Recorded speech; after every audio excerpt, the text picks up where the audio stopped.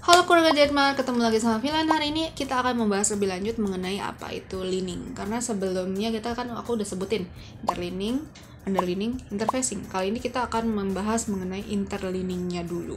Apa aja sih kain interleaning yang memusingkan ini? Karena sejujurnya untuk anak busana pun interleaning, underleaning, interfacing itu kadang-kadang suka ketukar-tukar. Karena sebenarnya satu kain itu bisa berganti namanya jadi yang lain. Jadi misalnya tadinya ini kain interleaning tapi tiba-tiba bisa menjadi kain underleaning nih karena posisinya ada di bagian underleaning atau di interleaning. Jadi tergantung posisinya di mana dan gimana kita mengibaratkan suatu kain tersebut di dalam sebuah pakaian. Nah, kita akan membahas mengenai interleaning.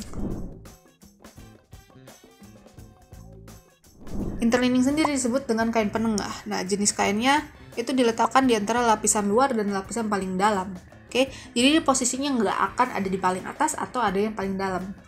Dia pasti di tengah-tengah, jadi dia bagian isian sandwich. Nah, itu yang mengidentifikasi kalau itu adalah kain interleaning. So, yang selanjutnya, fungsinya. Kita bisa mengibaratkan fungsinya.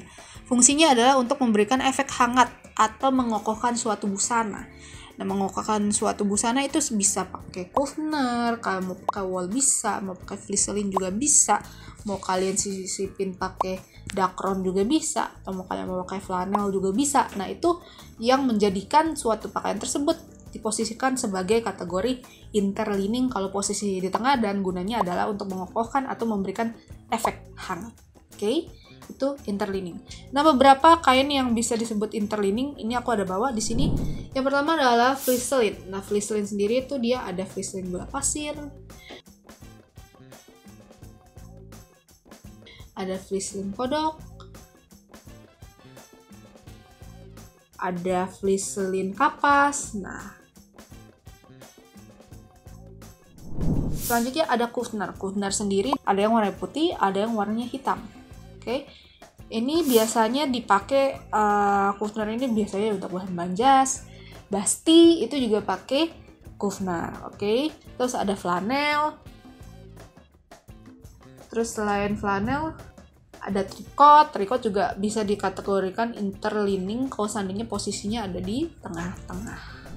Nah, aku akan menjelaskan mengenai si flisseline ini juga. Ini flisseline telur kodok itu ya kalau kalian perhatiin dia tuh ada bagian yang berbutir-butir.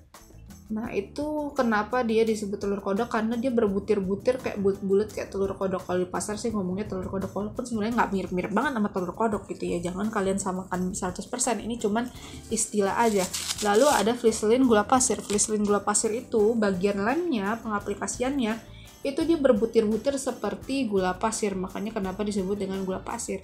Lalu ada flisseline kapas, dia tuh seratnya itu kayak kapas. Oke. Jadi rata-rata flisseline ini dia punya bagian yang ada lemnya dan pengaplikasiannya sama seperti kufner dan juga trikot, yaitu adalah disetrika supaya lemnya itu mencair. Nah, ini dia beberapa hal yang bisa aku jelasin mengenai interleaning dan beberapa jenis kain lainnya. Semoga video kali ini bermanfaat dan membantu kalian juga kalau seandainya kalian lagi belajar lihat dan bingung apa itu interleaning, apa itu underleaning, apa itu interfacing. Jujur dulu pun aku juga agak bingung karena kok bisa tiba-tiba kain yang ini pindah ke jadi bagian sini bukan interleaning lagi gitu. Tapi ternyata memang ada beberapa faktor yang bisa membuat sebuah pakaian atau lapisan kain itu berganti posisi ya, karena nggak ada pakem tertentu gimana cara kita bikin baju. Yang penting baju yang oke adalah yang desainnya oke dan juga nyaman dipakai. Jadi gimana caranya kita merealisasikan desain kita tapi tetap enak dipakai. Nah, itulah kenapa kita ada yang namanya bagian-bagian leaning. Oke.